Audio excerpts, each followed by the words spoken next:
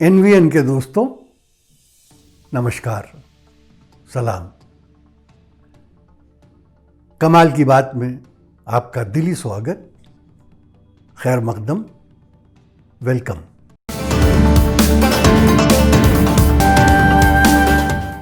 दोस्तों, एक कहावत है, आपने भी सुनी होगी और कई बार सुनी होगी कि चित भी मेरी पट भी मेरी।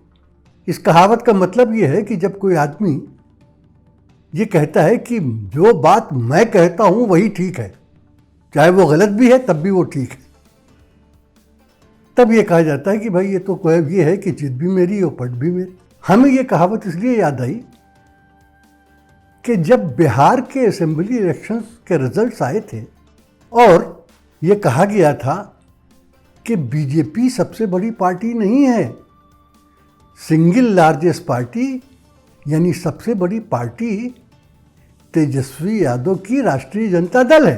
तो बीजेपी ने कहा तो क्या हुआ, सीटें तो हमारी ज़्यादा बढ़ी।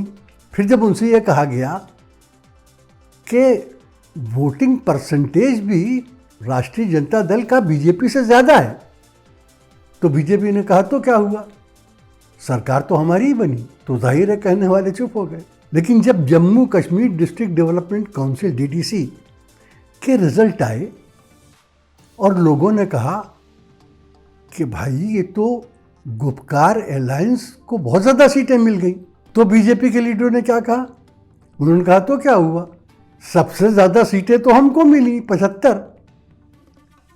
इतनी सीटें तो गुपकार अलायंस में जो पार्टियां शामिल हैं उनमें से किसी को भी नहीं मिली, जो हमको मिली। तो लोगों ने कहा लेकिन भाई डीडीसी के इलेक्शंस की वजह से कम वैली के 9 डिस्ट्रिक्ट्स में गुपकार अलायंस की काउंसिल बनेगी। तो उन्होंने कहा तो क्या हुआ, वोटिंग परसेंटेज तो हमारा ज़्यादा है। तो जो बात बिहार में थी जम्मू एंड कश्मीर में उसके बिल्कुल उल्टा हुआ, तो कहते हैं ये भी हमारे हक में। तो क्या कहा जाए भाई, चित भी मेरी पट भी मेरी। लेकिन इससे भी हट के उनका बीजेपी का ये भी दावा है कि उनका वोटिंग परसेंटेज ज़्यादा है। बात गलत नहीं है, लेकिन उसकी वजह क्या है, उसकी वजह बीजेपी की पॉपुलैरिटी नहीं है। उसकी वजह यह है कि जिस रीजन में बीजेपी बहुत मजबूत है, स्ट्रांग है, वो जम्मू का रीजन है।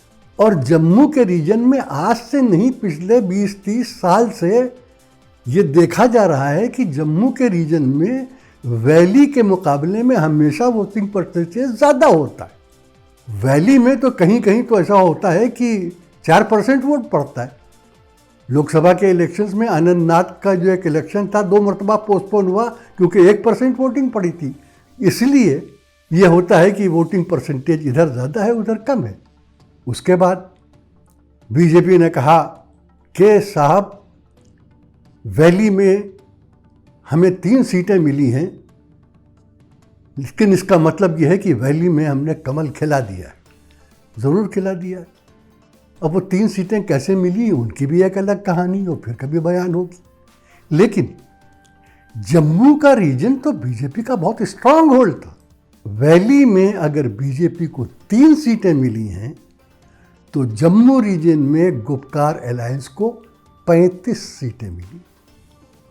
प्राइमरी स्कूल के बच्चे से भी पूछ लीजिए कि 3 और 35 में बड़ा नंबर कौन सा है, तो वो भी आपको बता देगा कि बड़ा नंबर कौन सा है। फिर वैली में भी 10 डिस्ट्रिक्ट हैं, जम्मू रीजन में भी 10 डिस्ट्रिक्ट हैं, 10 ज़िले हैं। वैली में जो 10 ज़िले हैं उन 10 ज़िलों में गुपकार अलायंस को हर जगह वोट मिला है। जम्मू में जो 10 ज़िले हैं उसमें बीजेपी को सिर्फ 4 ज़िलों में वोट मिला है। जो 75 सीटें उनकी आई हैं वो 4 ज़िलों में आई हैं। 6 ज़िलों में कहीं तो उनका खाता भी नहीं, बीजेपी का खाता भी नहीं खुला।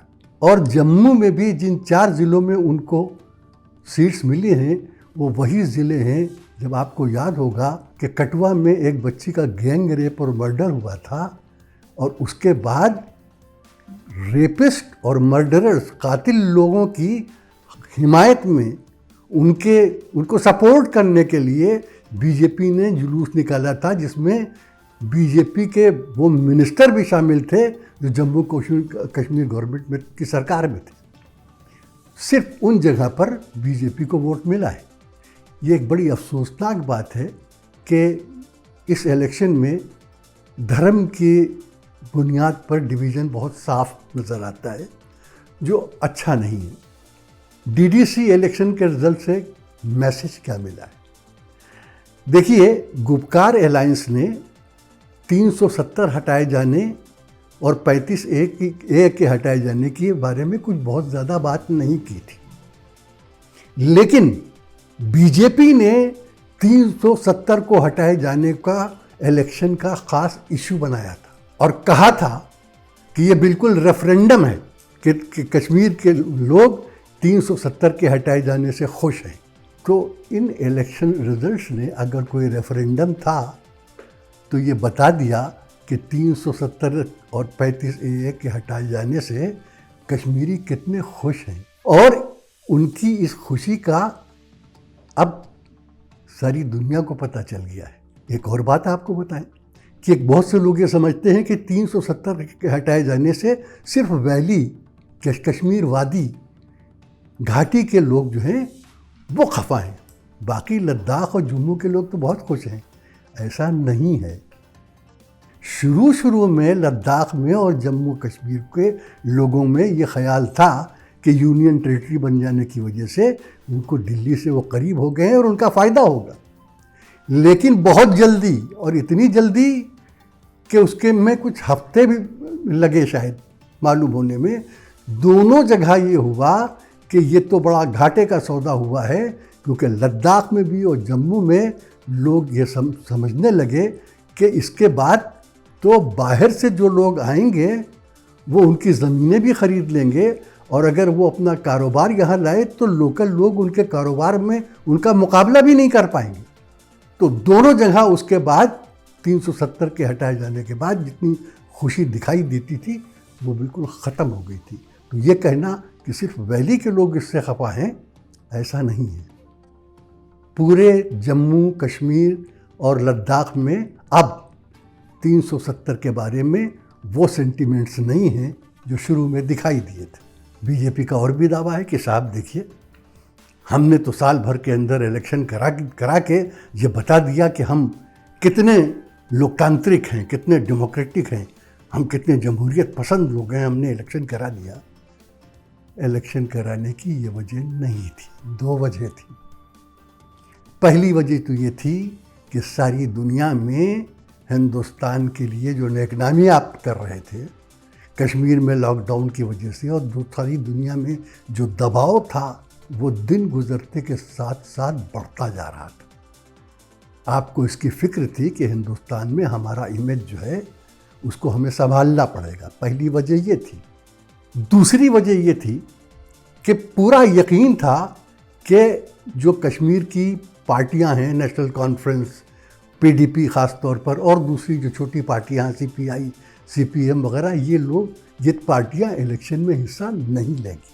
और शुरू में मैंने पहले भी कहा था किसी वीडियो में कि महबूबा मुफ्ती ने कहा था कि वो इलेक्शन नहीं लड़ेंगे, लेकिन बहुत सीनियर लीडर फ़ारूक अब्दुल्ला ने जब उनको ये समझाया कि इस तरीके से बीजेपी को के लिए मैदान खुला छोड़ देना कश्मीरी जनता के लिए अच्छा नहीं होगा, तब गुपकार अलायंस बना। और जब गुपकार अलायंस बना तो बीजेपी लीडर को ये पता चला कि ये तो मामला बिगड़ गया, लेकिन तब तक तीर कमान से निकल चुका था, वापस नहीं लिया जा सकता।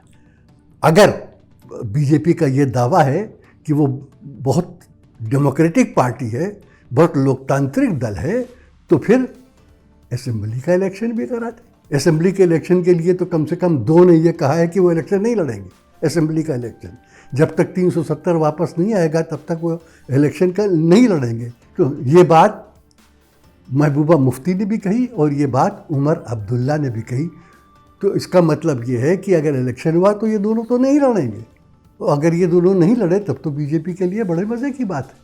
तो हम देखते हैं कि असेंबली का इलेक्शन वो कराते हैं या नहीं कराते हैं। कश्मीर के इस इलेक्शन ने, डीसीसी के इलेक्शन ने एक बात बहुत साफ बता दी है।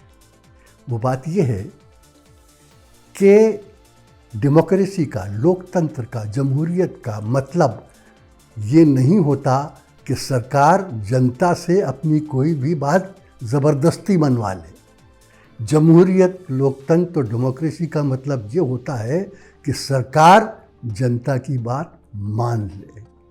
कश्मीरियों ने ये बता दिया कि वो सरकार की बात नहीं मानते। किसान यही बता रहे हैं कि वो सरकार की बात नहीं मानते। दोनों से ज़बरदस्ती अपनी बात बनवाने की कोशिश की गई। एक जगह रिजल्ट आ गया, दूसरी जगह रिजल्ट आने वाला है। बात आज यहीं ख़त्म करते हैं, फिर मिलेंगे। जय हिंद, खुदा हाफिज़।